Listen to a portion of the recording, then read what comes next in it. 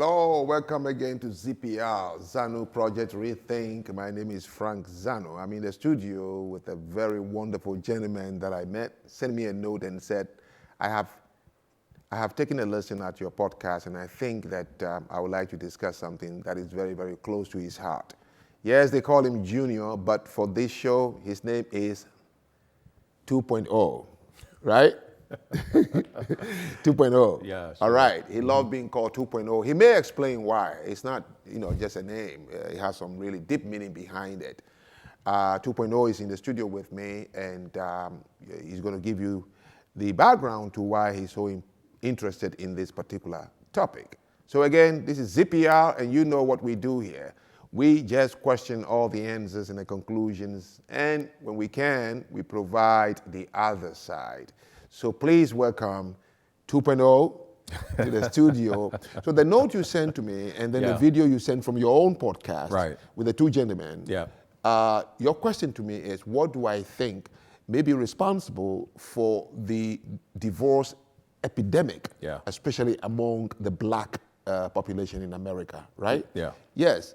I've asked about 5 different close friends of mine. Some are very elderly in their 70s, 60s, 50s, and even a young person who is only 35. And everybody has agreed there is an epidemic. Yeah. Now, why some of the platforms, that are black-owned, like the Breakfast Club and all these things, have not devoted enough time to say, this is not good for us. Let's examine it. Let's talk about it. Zero. Right. But you totally devoted that I'm going to talk about this. Correct, yeah. So what you have thought about for, since the topic came to your mind, have you come to any conclusion why the epidemic of divorce among blacks?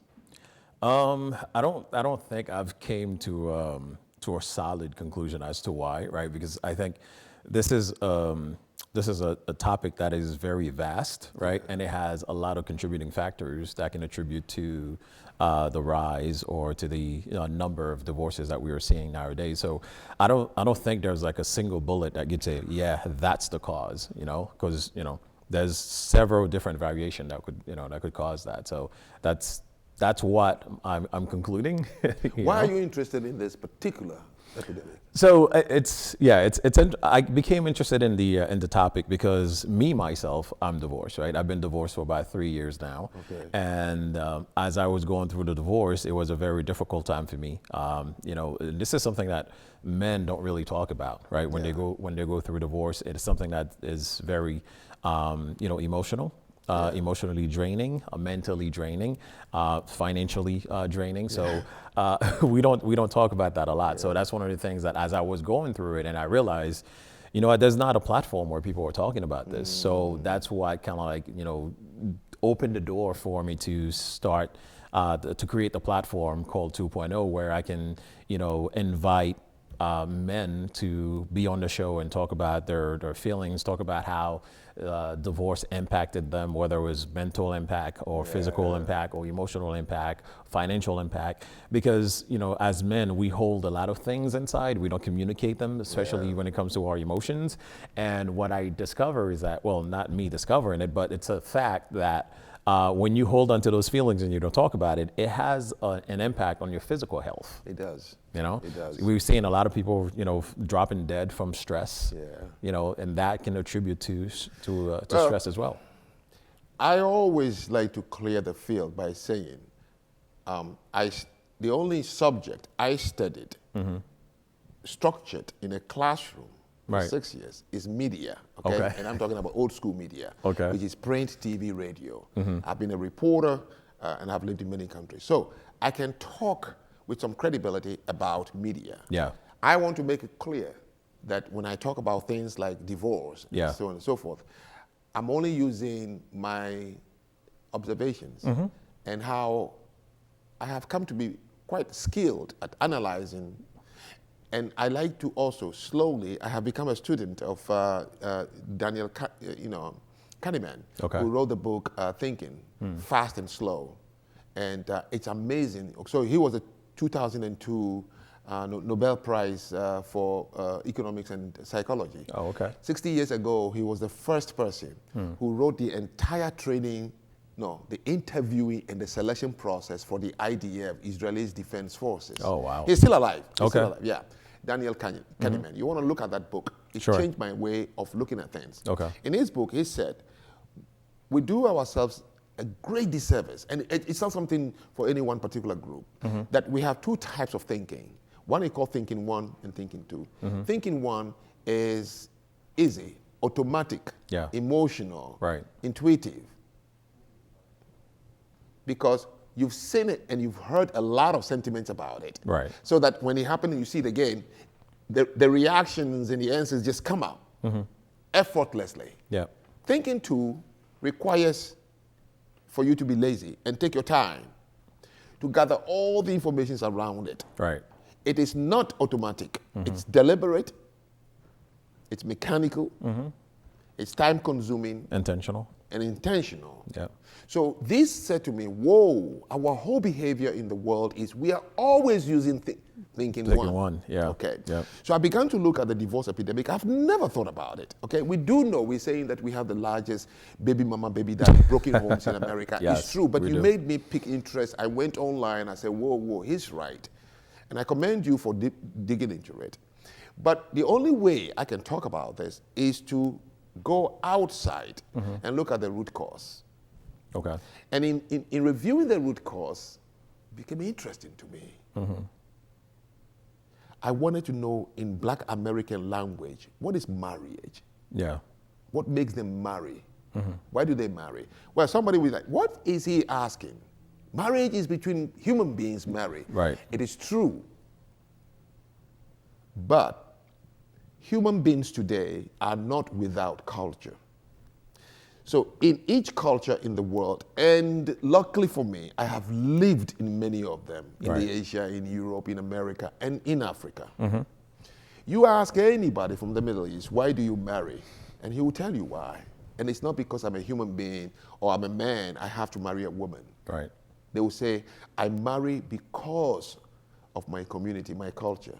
So I marry for my community, which is in the furthering of the doctrine that holds that community. Right. The religion, the culture, the history, the ethnicity. To keep it alive is the reason I marry to have children. If you ask the Africans today, before we became these artificial countries, when we marry, we say, I didn't marry a woman, I married a family. Yeah. So in Africa, two families get married. Right. In Korea, in Japan, and China, two families get married. That is why the matchmaking is easily accepted in those cultures. Right. So when the Japanese use the word kekon, which is marriage, ask them to tell you, what does it mean? It has deeper meaning they can explain to you than an Englishman would say marriage, which is the only word the African American can use to describe what they are doing. Right. So the institution of marriage is ripe and stronger if it is balanced on a culture. Because culture gives you a project. Yeah. So we, or African Americans, the blacks, adopted a Western, because they came here, right, and they watch how they do it, but they don't have any project for which they marry. Here, African Americans are the ones who say this thing very often, that they behave like crabs in a bucket, okay? Which means, inbuilt, the black man is never happy to see another black man succeed. African Americans say all the time that they're confused why, when an African American opens a business, it's never patronized by other African Americans. They say it all the time. Yeah. So it's become an acceptable belief among the African Americans that they don't support each other. Yeah. So why would you think that a marriage for such a group would be successful? So are you saying, because of the fact that, we don't support each other's businesses or their business ventures, so it's the same thing in the romantic realm? Well, you must understand something. It is not the business you're not supporting. No. It's the person. It's the person you're not supporting. That's correct. I see. So we must examine that phenomena that is between blacks. You think it's just here in America? No. Go to the continent. The continent, there are two types of divorce. Right. On the continent. One is a physical divorce where the man walks away or the woman walks away. Right. The larger one is the emotional divorce. So you see two people together in many countries in sub-Saharan Africa. That is not marriage. The reason they have not torn apart is because of the stigma that comes with it. Right. If you see it and they can tear apart, the epidemic is larger than what is among African Americans.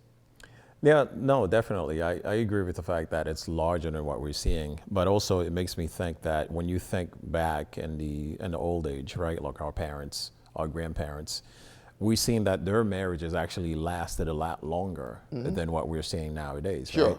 And to meet with your point, just because they were together for X amount of years, it doesn't mean that emotionally there wasn't a divorce. That's right? correct. But I think nowadays we're just seeing that it's just so easy. Physically breaking away. Right, exactly. It's just so easy for people to just walk away. And I'm glad you talk about the 50s and the 60s, or even way back, the 30s, the 20s, the 30s, and the 40s and the 50s. Yeah. This phenomena will be something we would say mid-70s or mid-80s. Correct. Yes, the reason marriage lasted and on appearance looked to have worked is because African Americans or black people in America had a threat. How so? Well, you know it. I mean, post-slavery, the threat, Jim Crow laws, the lynching, the segregation. That's the only thing that forced them to stay in a marriage? Correct. That's the word. It forced them because you have nowhere to go but to stay in this community. And the women became the lookout fellows for the men because you have nowhere to go. Number two, because of the threat, it forced African Americans to stay in neighborhoods. You know everyone. Right. You go to the same church.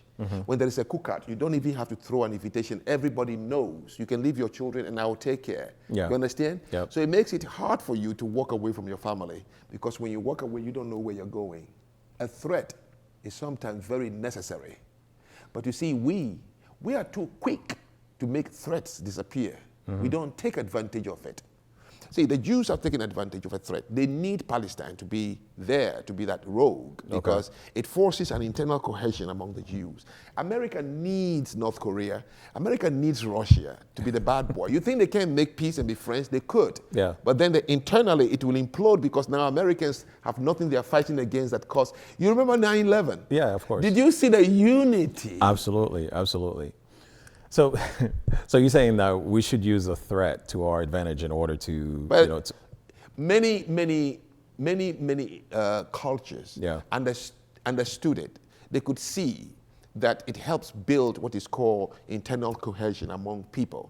It even forced some people to devise a doctrine. Okay. Today, North Korea, their national doctrine is Chuje, which is absolute self-reliant. They believe that as soon as you open yourself to other places in terms of trade, they will corrupt your culture. So North Koreans believe they are purer than the South Koreans. Okay, so Chuje is their national philosophy or doctrine, which every single North Korean doesn't see another North Korean. It just sees a unit. Yeah.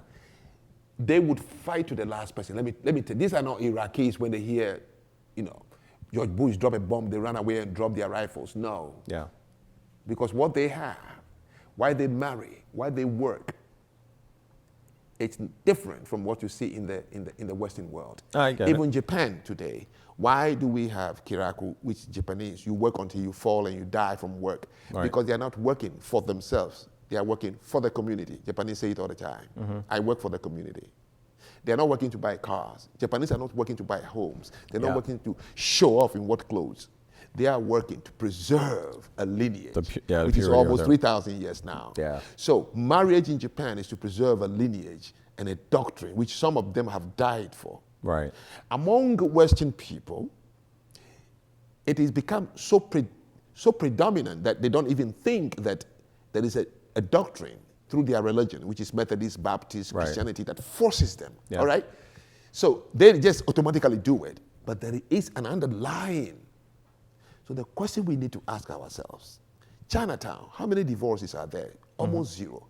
How about Little Tokyo? How about the Korean town? How about the Arabs community in Dearborn, Michigan? How about the Southeast Asian communities that are also poor? and have emotions. Yeah. They all have an inherited customs, traditions, and a culture that drives the two people to say, I just didn't marry a man. Right.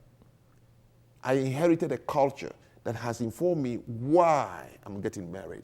So the question I started asking myself 2 weeks ago since you gave me this task is, wait a minute, African Americans were taken from the continent. They lost their language, they lost their culture, ethnicity. The only thing they didn't lose is skin color. Right. So on what culture, on what doctrine do you marry? You are just simply copying something Western society asks you to do for tax purposes. Well, that's the thing. No, I know. That's the thing, right? Because now that we're living in the West, right, and the West is very diverse. So there's if you want to call it like a potpourri of cultures, right?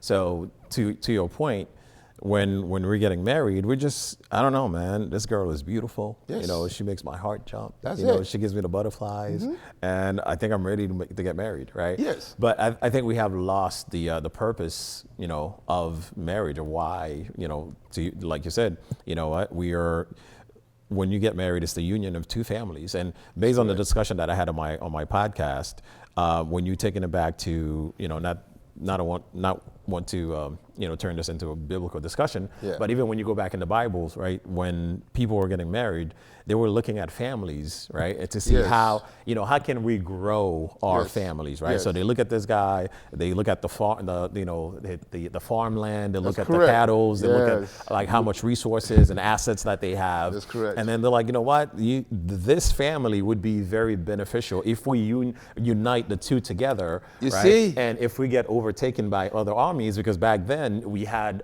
you know, other cities that were overtaking people, they were constantly fighting. But now if I have this army joining my group, so I have a bigger army now, so we can fight, we can defend our cities. You've described exactly what we're doing in Africa before the colonials arrived. Yeah. I know my grandfather who really nurtured my wisdom, you know,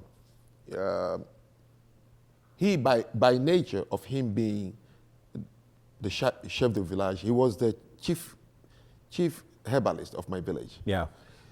So people regarded him high. And he married many women. But my father and uncles all married just one woman, right? Yeah.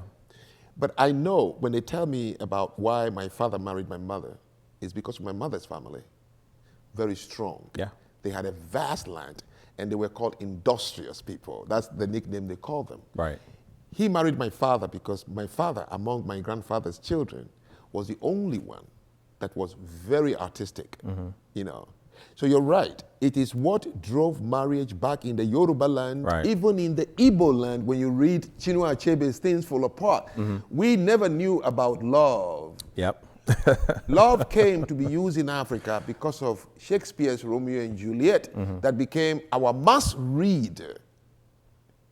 And that is where the description of what should be love between two people, regardless if your tribe doesn't get along, but two people can love. That concept never existed in Africa. No. Absolutely never existed. Not at all. Okay, today, because of the forming of artificial countries, we have slowly lost what used to drive. So what you described in the Bible was actually happening. You marry for a purpose. By examining so we were all eugenics. A good and a good come together, okay? Yeah. So the question I'm asking now is, everybody in America, the salad bowl of America, they all are identified. So when the Chinese are marrying and giving birth, it's because they are promoting something. Right. What do blacks marry in America to promote? That's a good question. Such project never holds because the two people involved in it, they have no, what do we call it? Objective.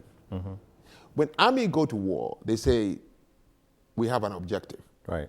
And then they come back and say, the objective is, you know, what is the objective for black marriage in America? Zero, none. But you know what? Let me ask you a question, because earlier you said something that really caught my attention when you said back in the days when marriages, seem to last longer is because of the threat, yes. right? So, the women were, looking out for the man while the man was working or whatever.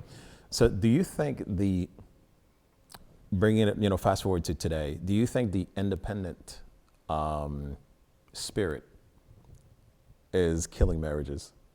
What independence? The independent movement of women independence, or being independent. That movement was for Western women. It wasn't never for black women. How so? Well, Betty Wright wrote The Feminine Mistake, 1920, The Problem Without a Name, because corporate American men have to have a housewife. Right. Okay, you clean. Apron was sold more than any other item. Apron was the most visible item you find in any home in America. So white American women were left at home smoking a cigarette and cleaning floors, and the vacuum cleaner was introduced to them, okay? Yeah. So they said, come on now, this is boring. We are just at home and other. So we want to be, so they fought for that independency, or what we call the women liberation movement. Yeah. It has nothing to do with black people. Black people were fighting to be free from slavery. Right. And then when they were free from slavery, they went to the wrong things they asked for. Civil rights, voting rights, affirmative action. These are all not things, because what you lost as a result of slavery is what you must begin to fight to replace. What they lost was not voting right, because when they took them from Africa, they were not voting. Yeah. So they didn't lose voting right. So is it the culture? That's correct. Cohesion. So any intelligent culture would have spoken within and find few men of wisdom and meet night after night to come up with a concocted artificial culture. First, you can identify each other by skin color. Yeah. You can identify each other by the experience you've just gone through, which is slavery. That alone should become your history. Right. But today, they are so ashamed of that. Every February, they said no. They should not use slavery to identify the history of African Americans. So they started putting names on the board I don't even remember from Africa. Oh, we built Egypt. We were Mansa Musa. But that got nothing to do with your present. Yeah. So you could have looked at the slavery as a sounding board for your children to know where you're coming from. Yeah. So they can have a point of reference to say, wow. And like the Jews never shied away from saying the Holocaust identified our beginning of our history. What do you see? They only celebrate traditions. Okay? They don't talk about names that you can never find. But they said one thing, and their children say it, never again. Okay? After the Holocaust. That is just never again. Right. And you better take that warning seriously. Yeah. Because if you touch one hair on a Jew, you know what would happen to you. We could have used the slavery and the end of it and come up with our own slogan, which will become a board on which every child coming up will unite. Okay? And you can form an artificial culture.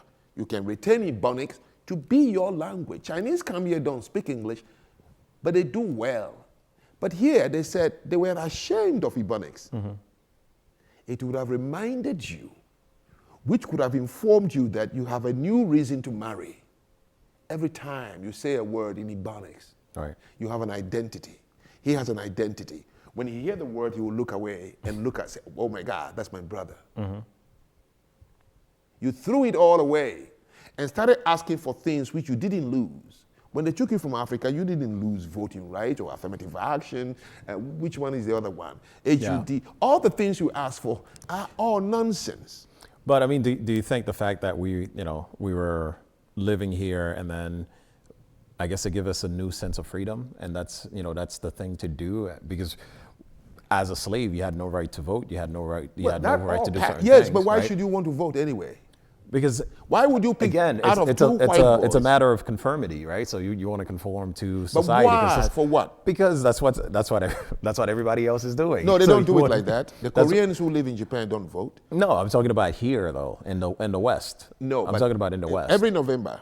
Yeah. How many Chinese do you see on television where the pundits are saying, well, the Chinese vote is going to go to Kamala? How many times have you heard pundits say on CNN, MSNBC, or ABC, oh, well, the Arab vote is going to go to Kamala? Why is it all, the black vote is going to? Because you are the pawn they use to satisfy these things called voting because you are the underdog who claim that you don't have anything. So they are giving you the thing something. is, no, hold on 1 second. The thing is,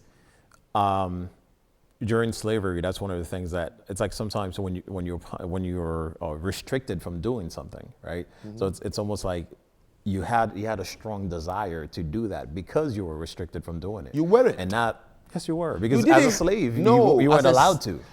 No, how can you be a slave and say you're not allowed to? You're only allowed to be a slave. No, you're restricted. Yeah. No, they didn't restrict you. You started begging for what they are doing. You told them to let you do it too. Restriction means, first of all, when you were a slave, you were not a citizen. Right. Then how can you be voting?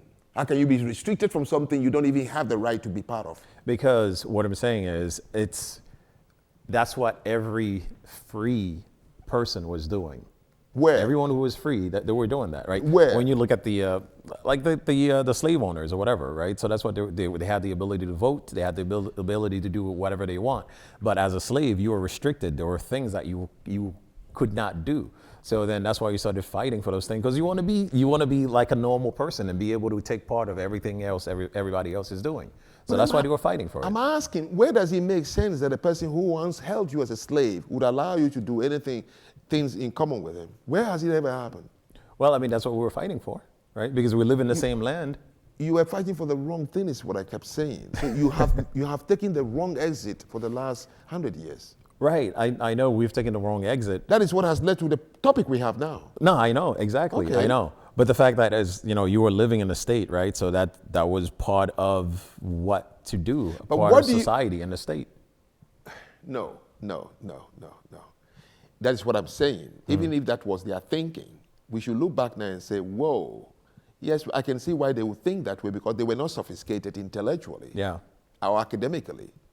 So they wanted to do something that the white man was doing. But I promise you this, if the people who brought African Americans to America, if those slave owners were black, African Americans would never ask to be given the right to vote. No, they won't.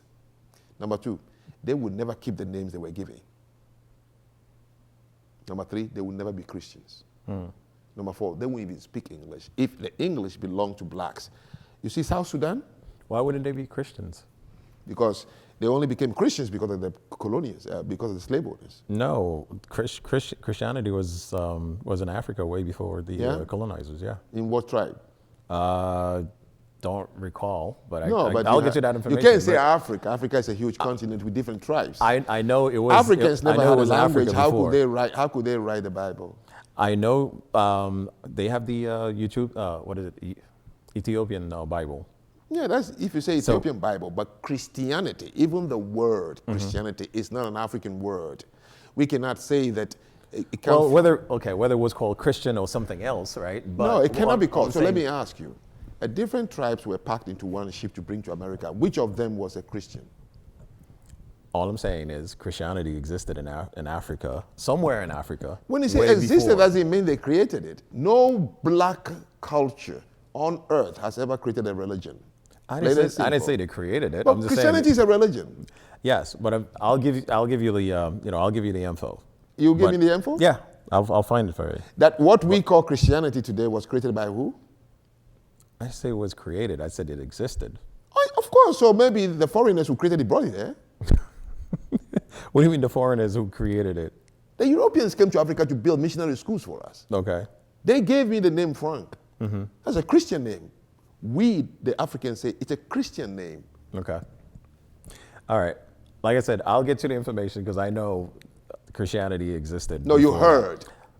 Not you know. I'll get you the information. But anyway, let's go back to the topic at hand. Yes. So what I'm saying is this, okay? Things we have done without properly looking at it is now, this is the result. So if you say there are many things that's causing the divorce, no, there is a root cause. And that is what I'm interested in. And from everything I have explained, I'm sure you would say, because marriage, the institution of marriage is not, oh, I saw a woman, I like her. Yeah. That is different. The marriage is an institution driven by people's determination through culture, tradition, and customs. Yeah. It has a way you have to talk to your wife. Your wife has a way to talk to you. Then the children have the way to look at the two of you and how even to call you. There is a relationship you create in the house. Yeah. It's so clear. Anybody who walks in, they can tell. So according to your description, it almost seems like, our free will to choose a partner or to choose someone to marry is what destroying us, is what's killing us. Free will? Yeah. What free will? Because I'm saying free will because in the past examples that we use, we look at, let's say, for example, there are other countries that do arranged marriages, right? So your parents would look at this family and say, you know what? They look at all the, qualities or different things and say, you know what? I think this will be a good fit for our family. My daughter's here. She's of age. Oh, you're saying the free will of African Americans, right? For us to choose, right? Exactly. Yeah. For us to choose whoever we want. Well, if that free will were not there, or if you didn't decide to do as others were doing, you wouldn't get married at all because you couldn't do arranged marriage here, matchmaking here, because you don't have that foundation. It worked in Asia, it works in Africa, it works in the Middle East because we have the foundation. The community agreed. Right. In fact, they respect the arranged marriages than they respect this so-called European go out and date. We don't have the concept of courting, dating, having sex, kissing before. No, we don't have all that. We never had. You will know your woman the day all the money has been paid. She felt like she's somebody because they didn't even make her to see the guy. You don't taste the thing before you pay for it. And it is the number of cows that were brought, the number of cowries, how many long day of celebration. When she marry you, it's like she's a queen. You understand? Yeah. Okay. Now I'm saying the African Americans can't remember yet because everything was lost because there were just too many different tribes put into one bucket, right? So they don't have a particular tradition or culture that can hold it. Yeah. So what you did was just look around. Everybody's doing it, so let's do it. There is no drive. There's no determination. There is no objective. You were just looking for you were just looking for one is I need sex. And I don't want to be going out every day looking for different people. So let me have one that will last me long. Right. No objective. Any project that has no objective is bound to fail. So we shouldn't be surprised by the epidemic. We shouldn't be surprised by the fact that you can get up and walk away from a woman you have 2, 3 children with and leave her in debt. And you know what?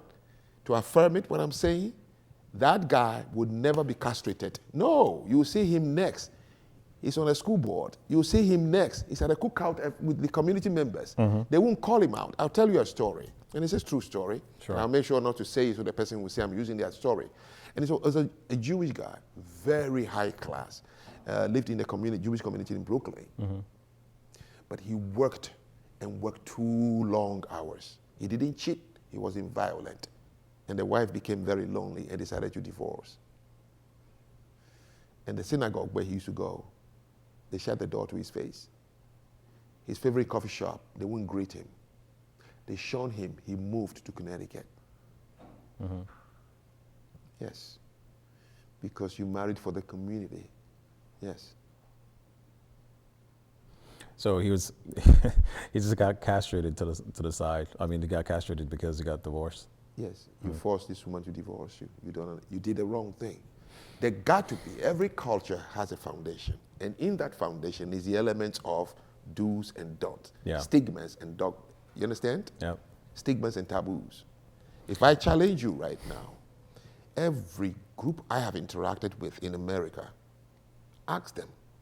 See, cultures and the people of those cultures are not respected and liked by other cultures based on what you do. Cultures are respected and liked based on what they know you don't do. So let me ask you, name one thing among African Americans that is a taboo, a stigma. Don't do it. If you do it, we will let you out of our community. What is that? I can't think of one. That's correct. But ask this to a Japanese. 3 things. Ask a Chinese, an Indian, ask a Korean, ask an Arab. I have done it for the last 8 years. No one can name any. There is no stigma. There is no taboo. If you sell dope, broad daylight, in your own neighborhood, and we know you, even if you get gunned down, we build a statue for you. Oh man, if you kill and go to jail and come out, we throw a cookout for you. And you go to the church. The next thing you know, he's a deacon. If you get pregnant at the year 14, first man, second man, and the third man, before you turn 19, nobody. You can go to church and sing in a choir. Nowhere you go will say, Yeah, I mean, we do believe you can be a gangbanger and go to jail and kill people. Yeah. Everything that other cultures have used to determine the only things you do among blacks that is a stigma if you do the right thing. Wear your clothes nicely like you. Speak proper. So, I don't know who is going to do it. This is my challenge. I love my people because I find myself to be comfortable. But I will not lie. I can't even fit in, both on the continent and here. I don't know. It's hard. Why do you think I devoted this podcast to just address and help provide the information we're not thinking about and the quick conclusions we come to, which delay us to solve our problems? We are doing something. We are trying to cling on to an institution that requires, first and foremost, a solid foundation of identifiable elements of a culture. Yeah. So, I mean, the way you talk about it, it's like, the lack of culture is the source of every issues that we're seeing. That's true. Pretty much. Yes. We've kind of belittled it because we think, but look around. Do you know why people create communities in America? Even in Bridgeport here, the Greeks have a community on Park Avenue. Right. It has its own community center, daycare, children's primary. The Jews have a community on Park Avenue going towards Sacred Heart. You can know when you get into the Jewish community. You can tell it. East end of Bridgeport, even the Spanish or the Latinos have their own community. We only live in neighborhoods. The 50 states of the United States of America, not a single one has a black community. It has black neighborhoods. Why? Simple. A community is created based on the foundation of a culture. Okay. Well, what do you say to people who says, well, we've tried to start or build communities in the past, but they were unfortunately attacked, burned down, destroyed. Tulsa? That's one of them. There are other things they've tried to do. Please, we are the masters. We hold PhD in creating boogeymen to explain every failure. I don't think it's a matter of creating. No, I'll explain something to you. Even abstract things have been repeated in a lab. Okay, experiments. So over 100 years ago, you tried to build one community somewhere, it was burned down. Why has it not been repeated? I mean, I don't think it's for a lack of trying. No. They killed selectively all the blacks who have the ability to do that. That's it. Is what you're saying? No. That's the mere fact that it has not been repeated. So I'll tell you something. Japanese came to this country, Second World War, especially before, and they were looking for where they can use their skills to build their communities. At one point, the Second World War disrupted it. 435,000 Japanese were thrown into internment camps. Every area they have was all taken away. As soon as they came out, they built it back up.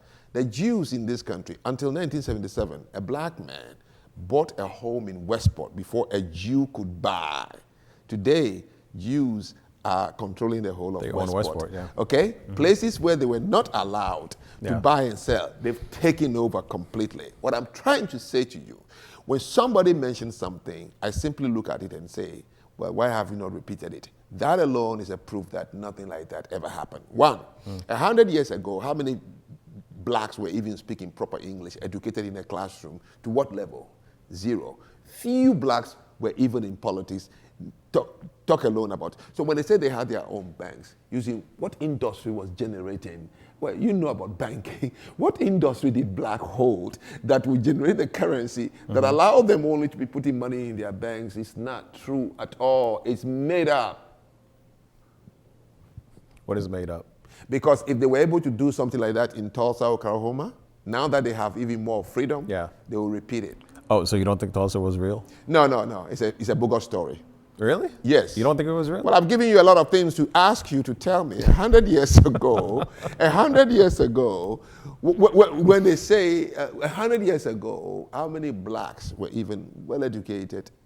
And what is the industry from which they were getting their money to open their own banks? Banks don't open like that. No, I know they don't open like that, but they were building businesses, right? What businesses? Manufacturing?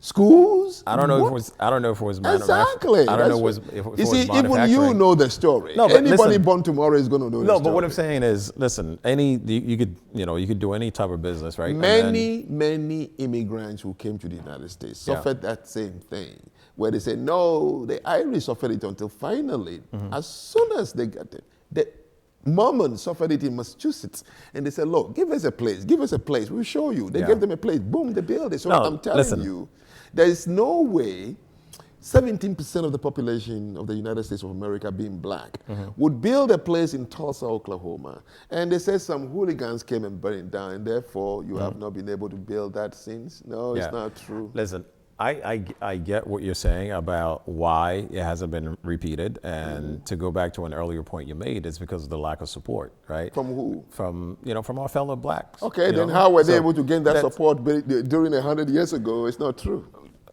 They couldn't even get a support during the civil rights movement. They begged them. People won't contribute money. White people contributed money more than blacks to support the civil rights movement. They don't tell us everything. They lie to us because somebody wants to write things to justify why we are the way we are. Excuses are dangerous. Conclusions are dangerous. Don't tell your kids that they shouldn't build anything because there was a history. Anything we build, they burn it down. And then you wonder why your kids don't want to build anything but sell dope. Why is the law, all the laws that the blacks obeyed are actually, the laws blacks violated were actually laws made that could end their lives. Okay? Smash and grab. They break stores, 40 years of jewelry store, and steal broad daylight, knowing that you could go to jail, you can be shot. They break the law to do that. They sell dope in their street corners against the law that's made. So all the laws that are dangerous, they break it. But they won't break the laws that are made to prevent them from becoming rich. That tells you, my brother, we got to go deeper. We got to stop the emotion and the ego. Forget being black and question every conclusion they've given you. There is something deeper than we're talking about. And until we do that, we're going nowhere. And I'll tell you something, forget about the baby boomers. We are done, we are gone soon. Leave a narrative that is uplifting, that is encouraging, gives the young ones an impetus to try everything. But if I'm growing up in any place where I'm being told of a bogus story that, oh no, your people built Tulsa and they burn it down. Why should I want to go build another one to have it burnt down? Nothing like that happened. Do I agree there were hooligans in the South, in the Midwest, that went to neighborhoods and tortured black people? KKK did it. Many white hooligans did it. But to say we had our own Wall Street with your own schools, daycares, kindergarten, community centers, where is the unity? Who started? Where is this? What language? Bogus. So, I mean, I do believe there was some level of unity, among the... when the threat was there, yes. And you watch the great debaters. You see how the community, every church was packed. The church back then was not for spirituality.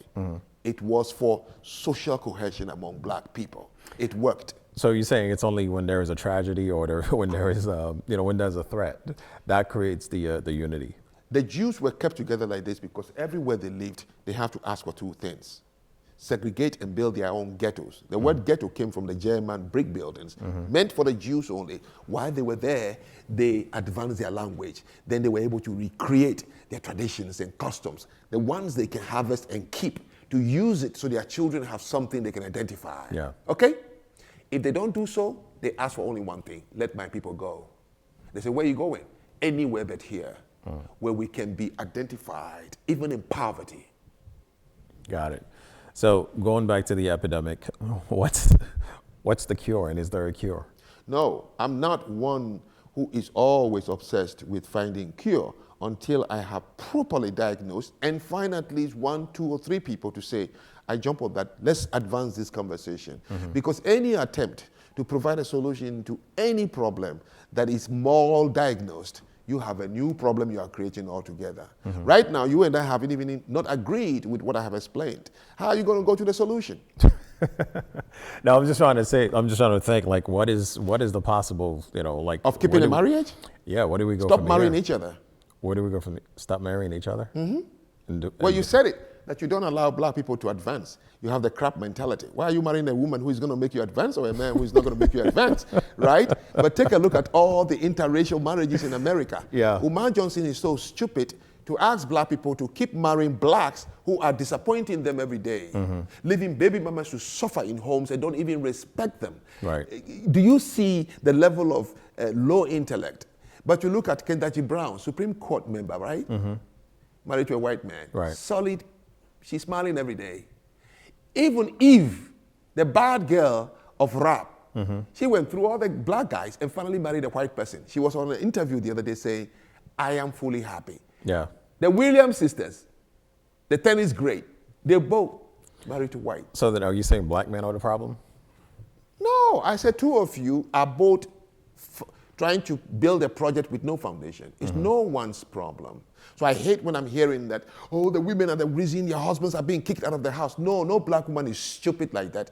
She wants a man for her children to be successful. No, this is all, you see why I don't like this? Quickly, conclusions, everywhere you hear. Well, I mean, there's a lot that goes into, the decision making, into destroying the family, right? So nothing destroys the family. The family has no root in the first place to even grow. You have no foundation, you have no culture, you have no traditions. What are you raising the family with? Oh, I forgot Benjamin. No, money doesn't raise a family. Good looks. You spend more hours in the barber shop than you play with your own son. Your wife is on the phone, you don't even know anything about her. You spend more time outside shining your car than you spend with your wife. You did it just because everybody was doing it. There was no project. You're better off just renting it. You understand? So you ask me, if you want a quick solution, I am being serious. Stop marrying each other. And do what? Well, come on, what is the solution to stop marrying each other? You have others. Oh, all right. So no. Oh, you're afraid of Umar Johnson? No. I was just saying. So no more black and black marriage. So just like start doing interracial marriages now. Have you seen it fail in Jamaica? To the point the Jamaican women have accepted it. The men have 49 and a half children with 20 babies. Bad men said I have 22 baby mamas. Wow. What world are we living in? Seriously, you want the world to continue seeing what is in Jamaica. But in Jamaica, they're stuck. How many non-Jamaicans are there as men for the women to go to? I promise you, if the presence of Europeans become more than Jamaican men, sorry for Jamaican men, they better prepare to be celibate. Jamaican women are not going back to the Jamaican men. Women are not looking for somebody who can just sleep with me and make me come. They are looking for emotional support, a man in my life, a friend, a strong man, my philosophy, the person I can look through and have my children. And that is what they're asking. What are men are looking for? What are men looking for? What are men looking for? Yeah. Well, I don't know. I gotta ask you guys. Well, I mean, you seem to know exactly what a woman is looking for. You guys are looking for trophies to show off to your other guys. The shape of my wife. Look at her, the nails, the eyelashes. You prove it in the clubs all the time. I mean, listen, I can't speak for all men, but I don't think that's what men are looking for. No. An exception is not the rule. No, I know. Exactly. I know that. Yes, and you beat them in elevators, you punch them in their faces, you cheat on them all the time. Let's face it, it's none of your fault. You see, when I say these things, you got to understand. Remember, we are all victims of a system that wasn't there, but we didn't recognize it. If our people knew it, they would have created an artificial culture. What system are you referring to? What system are you referring to? Oh, the African Americans, yeah. Okay. So you keep saying that we don't support each other. Jesse Jackson attempted to run for president twice. He went to Iowa. White people lined up 2 miles long waiting for him. No black person showed up. No black person endorsed him. Donald Trump was the first person to endorse him. But you see, the very people who can help us, work with us, help us, are the ones, these so-called fake activists of the past, the Stokely Carmichaels, the Kwame Nkrumahs have pointed fingers and say, call them evil, which is the white people. Now you live in the same country with them, you have the same flag, But every time you point to them, you say they are the evil. They have the solution to majority of our problems. You want your school to function properly? Well, it's not too late. You've seen it. They've done it. Mm-hmm. We've created a problem for ourselves on ego and emotion. Look, you can let it go, forget. And there are only two very noticeable races in America, black and white. So do you think there's hope for the blacks for this situation? Well, I have seen history. Socrates, Plato, when Europe had a problem. Mm-hmm. But they didn't rush to say, what is the solution? Yeah. They wrote books and they changed people's mind. And somebody said, yes, we've made a mistake. The problem is we're not intellectually inclined. We're not. We're emotional. We dismiss very quickly, especially if it's coming from another black person. Right. And if it came from a white man right now, only few will whisper and said, he's right. The majority will say, he's racist. So we're stuck. Coming from a black person, you wouldn't accept. Coming from a white man, he's racist. So whom are you going to look up to? We got to change. But we are not going to change for ourselves or for the old cows. Let's start doing something for our children, please. Let's change the narrative. Let's begin to show example, okay, through our actions. Let the kids see us. Stop demonizing other people because they this and that. Because you failed and you don't want your children to know that I'm not capable of doing it. So you have to find somebody to say, he's the reason I'm failing. So then your children copy it also. Because now they're not afraid of failure, right? Because they believe if they fail, everybody will agree else. It is somebody else who caused me. So once you remove that fear from any culture, that's it. You're done. So let's begin to tell our kids, this is the best we have done. It is all us. We didn't know any better. But you, 2.0, and Zanu and others, we are beginning to question the answers the old school gave to us. And we are sorry, it is not true. Many cultures were bold enough to reject what their ancestors told them. And the children had a new narrative to work with. But don't say it without action. Begin to act. Show them when you're in a car how to respect a policeman. Cooperate, for God's sake, and let your children see it. When you see somebody who doesn't look like you, greet the person with a smile, a white person, whatever it is. And change this, because nobody is suffering but us. Yep. But, going back to my question, when I asked, and I said, do you think there is hope for this situation to change? Hope keeps people too long in a situation. Hope kept blacks in slavery for too long. Hope is never good for people who are in a dire situation. Don't say hope. No, when I say, is there a strategy? Is there a strategy? That's correct. But my point that I was trying to get to by saying hope is I wanted to show that there is, there's a possibility that things can change. It doesn't just come out of the sky. No, it doesn't. But it takes, intention and it takes action. Yes. And just like you and I are doing now, right? It's like, in a way, we're supporting each other, right? Yes. I have a podcast. You have a podcast, right? Yes. I'm on your show. I'm coming on your show. Exactly. That's correct. So that's my point. So if we keep this trend going, then it's gonna, it's hopefully it'll spread. You know across. what makes me feel so happy with what I'm doing here? I was on a train going to DC to speak, and I sat next to a white lady. She's about 60-something. So I shared my podcast with her, and she said, "Wait, this is quite a journey." Okay, so she immediately scanned it and started watching. She texted me later on, I think she got time, and she said, "Let me share something with you. What you're saying here, I've never heard anyone say it this way. But if you are looking for the change or to start now, you would depress yourself and frustrate yourself." He said, "Do you know how many years it took before the world accepted when a guy said it's not flat, it's round?" And I said, wow. The frustration 2.0 is that you and I may not live to see people adopt it. And that has given me the inspiration. I am going to say it the way I'm saying it, okay? Yeah. My intentions rules me. Anything anybody can say doesn't matter. I do think about the things I come to talk about in the studio. It's not easy. It's not easy. Right. Because I am really attached to it. I have a lot of mentees. I want to make it work. But I know, not in my lifetime would any black man say, yes, you are right. No. Because the guy who said the earth was not flat, he died, left. It took more than 112 years before the church apologized to his family. So if you believe it, let's state a cause. I will speak about this issue. I will look at all the information and provide the other side to make people rethink the answers we've been giving. They lied to us. I don't care if they were reverend or they were church leaders. They lied. They lied because they couldn't find any better explanation. Gotcha. You know, and now I can see the sign. We have 5 minutes. Yeah, but the one thing that I want to talk about next is, maybe we can discuss that as part 2, is the contribution of social media. Yes.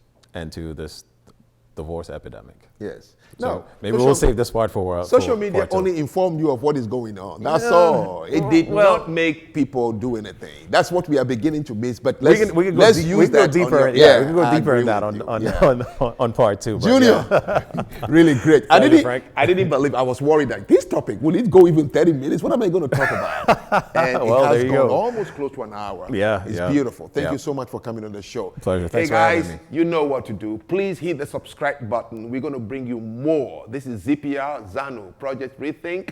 All we do here is question the answers. Please, our only way out of anger, frustration, depression is please try slowly to master the art of rethinking, because it helps you to pause and you rethink and promise you the answer you're going to arrive at is always the best one. We'll see you again next episode.